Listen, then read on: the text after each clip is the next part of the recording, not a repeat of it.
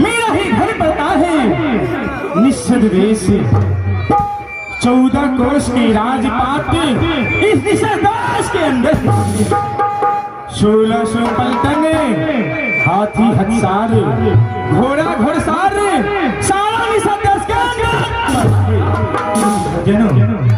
यह राजाओं का धर्म है। जब तक श्रावण शुक्ल न हो जाए तब तक यह राजा अंतर नहीं करता। करती ही पग पवित्र तीरथ गमना कर पवित्र कुछ दान मुख पवित्र जब होते हैं जब लो प्रभु का नाम। जब तक कुछ भजन भाव न कर ले तब तक यह मुख पवित्र कराती। लेकिन यह 14 कोष के अंदर 1600 पलटन हाथी हथियार घोड़ा घुड़सार है। लेकिन यह निश्चल देश के अंदर दरबार में एक भी पलटन को नहीं पता देखने ही ना दरबारी को पता देखने। तो सबसे पहले मैंने दरबारी को बुला करके यह निश्चल देश के समाचार पूछता हूँ, क्या समाचार है। अगर पूरा समाचार कह के सुनाएगा तो मेरा मन अति प्रसन्न हो जाएगा। हेरे जल्दी से हे अभियो आ जल्दी से अभियो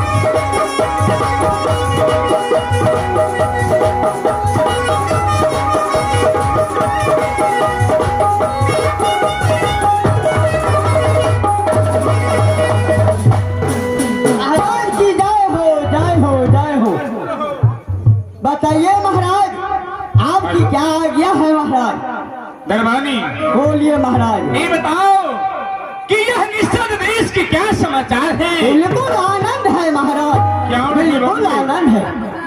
ऐसा ही होना चाहिए। क्यों नहीं? प्रभुए बोलिए महाराज। क्या आज साधु संत बैरागी कोई तो हमारे दरबार से भूखा तो नहीं गया?